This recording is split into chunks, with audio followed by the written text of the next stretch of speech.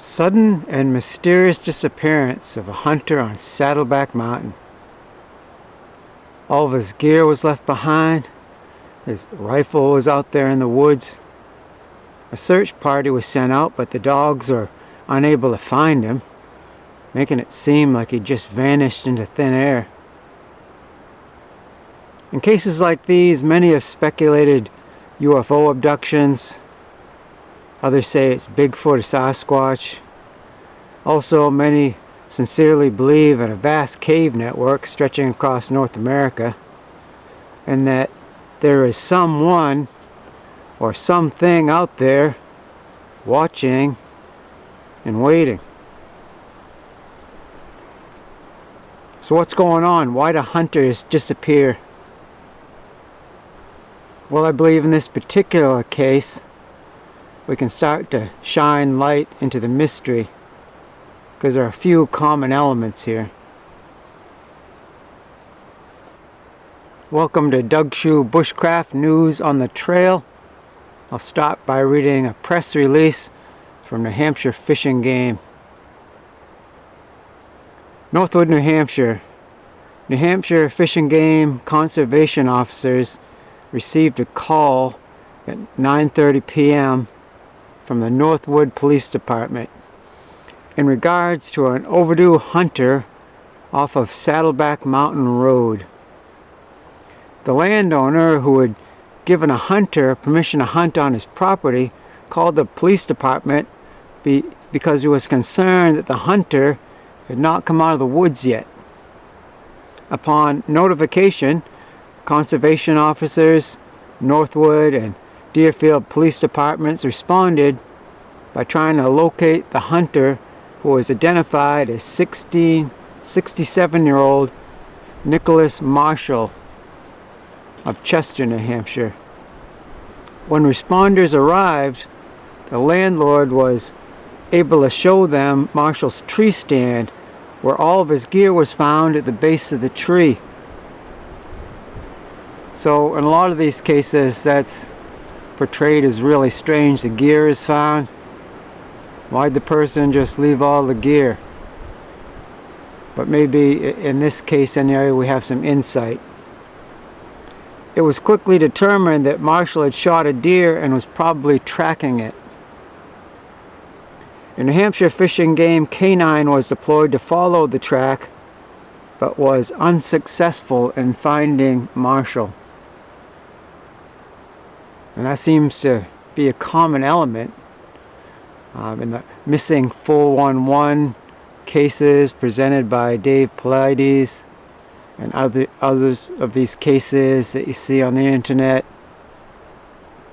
Why does a person vanish and then dogs can't pick up the scent, can't follow it to the person? I mean, what's going on? Why is that? Officers also utilized their firearms to try to signal Marshall multiple times, but did not get a response. After hours of searching, at 1:30 a.m., voice contact was made with Marshall, and then he was quickly located. Marshall was uninjured and was able to walk out of the woods by his own power. So thank goodness there was a good outcome. Person was found uninjured, and a big thanks to New Hampshire Fish and Game officers. I think I said Northwood and Deerfield police departments. Just shows the dedication, professionalism, that they're able to find him so quickly. And also there's danger, personal danger, going out there in the woods at night. So there's some bravery involved, and he was found safely. So I'd just like to continue with the press release. Upon interviewing Marshall about what happened, he said they had left all of his gear behind, to include his flashlight and cell phone, because he thought he was going to find the deer quickly. He kept following the deer deeper and deeper into large tract of woods that is Saddleback Mountain, and was overtaken by darkness. when he made the decision that he was going to have to spend the night in the woods. Marshall also misplaced his firearm while walking around in the dark, which is why he was unable to signal back to officers. This is a good reminder to all hunters and outdoor enthusiasts to always be prepared and to have your gear available no matter the situation. Marshall had all the gear he needed to either get himself out of the woods on his own or to make a call for help, but unfortunately he did not have that gear with him when he needed it the most. Okay, now what can we learn? What can we apply to other missing person cases or missing 411 cases? I believe this is a special opportunity because since the person was found, we can interview the one witness to the case. If someone's alone, they go missing, they're never found, then all we can do is look for evidence and do our best to try to piece together what happened. Here we can interview the eyewitness, right? And then apply some principles, I think. So the first thing is that I'd like to bring up is that dogs can't always find the person. People can ask why. It's just fact, seeing it again and again. When they can find the person, sometimes it seems from a human perspective almost miraculous. They just make the beeline for the person and he's found. But there's other times he can be right there, and there is some wilderness around Saddleback Mountain, but it's not a vast area, I would say. Not all that big really, and yet dogs couldn't find him.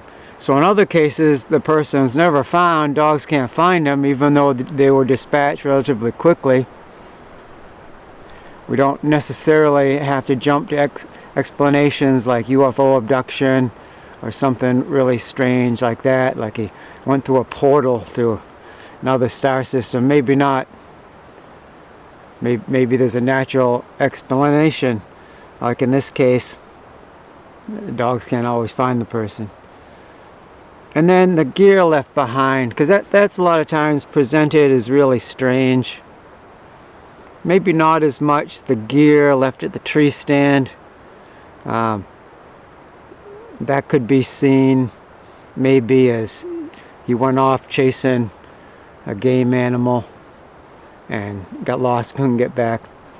But then when gear is found out in the woods, for example in this case he left his rifle out there, and that's often presented as almost unexplainable. Like, why would a hunter leave behind his rifle? It's his one survival tool. It's for defense. He can signal for rescue. He'd never leave that behind. He must have been abducted. Well, you got to think about these things. There's a number of reasons why gear can be left in the woods. And if someone is lost, I would expect them to lose some or all their gear. It's typical. It takes training and a presence of mind, discipline to keep your gear. Easiest thing in the world to lose it. Well, in this case, he mentioned it was dark. He'd been separated from his flashlight, so sets it against a tree, for example, walks a short distance, then can't find it again. It's just really tough bumbling around in the dark. And dark in the woods is different than dark in the city, even in the city away from street lights, because there's tree cover around Saddleback Mountain. There's all kinds of tree cover, kind of like here. So it can be kind of dim even during daylight, and then at dark sometimes you can forget it. You're not going to find much anything. But there's other reasons why a lost person can leave behind their gear. And one of the cases is paradoxical undressing, which is known to happen. The mechanism isn't well understood. There's different theories why people do that. But near the end stages of hypothermia, in other words, a person is get near to dying from hypothermia, they have been known to set aside their gear and irrationally removing clothing until a person might just be found in his boxers when his body's found. It's just a thing. But even before that point of hypothermia, there's an absent-mindedness associated with being lost, and it's compounded by the fear and the stress of being lost, the physical exertion, hiking. Some people are hiking very vigorously trying to get out. They're almost in a panic. There can be a lack of sleep. There can be dehydration, possible injury, and all these things together can make it very difficult to think clearly and to remember things. And therefore, I wouldn't say it's strange to find gear out in the woods when somebody's lost. I'd expect to find their gear. Some, most, or even all their gear. Of course, this doesn't disprove Bigfoot or UFO abductions or the missing 4-in-1 phenomenon that's been presented by David Paulides. Do strange things happen out there in the woods? Yeah, I'd say a lot of strange stuff. But my purpose in this video is to look into these things so it doesn't happen to you, so you're not one of these people that goes out into the woods and never comes back. So here's what I have to say. Before you head out, let someone know where you're going. In this case, that man was saved. There was a happy ending to the story because that landowner, they'd given him permission to hunt on his land. He noticed that hunter hadn't come back, so he called authorities, and the authorities went right out, and he was found, and thank God for that, and thank God for the rescuers. It's winter here in New Hampshire, and it's likely if someone has to spend the night out there, it's likely that they're not going to make it. It depends on the person and what gear they have with them, what their clothing is. So in any case, before you go, let somebody know where you're going. Alright. Secondly, bring a flashlight or 2 flashlights and spare batteries. I like to have a headlight, either one that clips on the visor of my ball cap or has a strap go around my head, so that way it's hands-free and just a light is shining where I'm looking. Excellent. And then I like to have typically a handheld flashlight, might be a more powerful one. Then I have spare batteries and or a battery pack. I can recharge one of those lights. And I like to keep at least one just right on my person somewhere. So if you get separated from your pack somehow, you still got at least one light. Really important, guys. Wear appropriate clothing for the season. And that means enough insulating layers that you can, if you just have your clothes, that worst comes to worst, you can spend a night out there just in your clothes and not die. Insulating layers appropriate for the season, and also some sort of waterproof covering to go over it, some sort of rain gear, poncho, rain jacket, something. It's just that you don't want to get wet. Winter in New Hampshire, person gets wet, sun goes down. Typically that's it. So don't forget the rain gear. And I'm going to sign off for now, guys. I'll just point you to a link in the description. It's a playlist on my channel. Survival skills, get back alive. I can't give you everything all in one video. It's too much for people to retain. You'll never be able to do it. Just a little bit at a time. And also, read the comments here. In my opinion, there's always been really excellent information in the comments of pardon me, in the comments of videos like this. And if you have survival skills yourself that apply to this sort of thing, I ask you to please leave some of your knowledge in the comments. Or if you had a situation where you went out there and it was a close call, you almost didn't make it back. I'd like to hear about that too. I think a lot of viewers would also like to read comments such as that.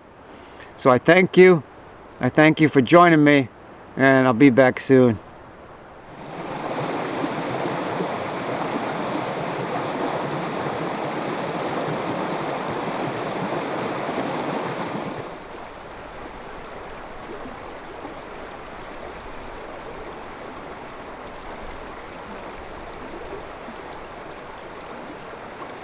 Come to me, all of you who are weary and carry heavy burdens, and I'll give you rest. Matthew 11:28.